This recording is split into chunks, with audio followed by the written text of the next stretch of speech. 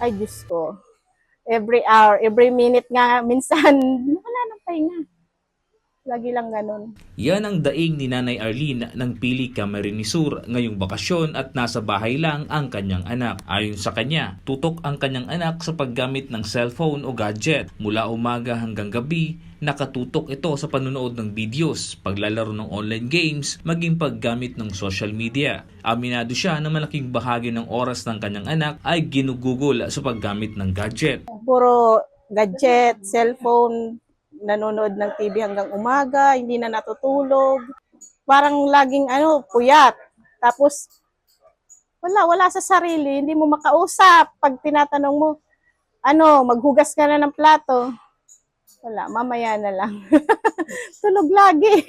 Tila damayan ng ilang pang mga magulang ngayong bakasyon kung saan literal na kaka-cellphone mo yan ang ganap ng mga bata. Ayon sa health expert mula sa PHO, may epekto sa mata ang matagal na paggamit ng gadget. Maaring magdulot ng panunuyo ng mata at panlalabo ng paningin na ang sobrang screen time o babad na paggamit ng gadget. Maaari ring itong makaapekto sa sleeping routine at pangkalahatang kalusugan ng bata. Sa mga bata, ang effect ng mga sa gadgets sa kanila, talagang nakakasira sa mata. Kasi it's more on focus.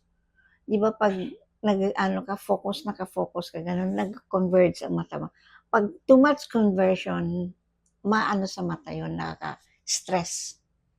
Stressful yan. Gadget. Yung gumaganon ka, teary eyes, dry eyes, isa yun sa mga naapektuhan.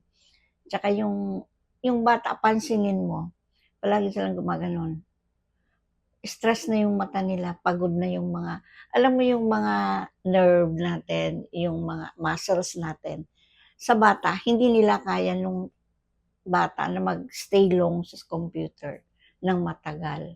Dagdag pa ng eksperto na mahalagang sundin ang tamang screen time at magpahinga ang mga mata upang maiwasan ang mas malalang problema sa paningin. Samantala, paalala sa mga magulang na gabayan ang mga anak sa tamang paggamit ng gadget upang mapanatili ang kalusugan. Sa mga magulang na gustong ipatingin ang paningin ng kanilang mga anak ay maaring magtungo sa Capitol Complex sa alok na libreng eye check-up and consultation sa pamamagitan ng Eye Clinic on Wheels ng probinsya. Nick De La Cruz, CSN.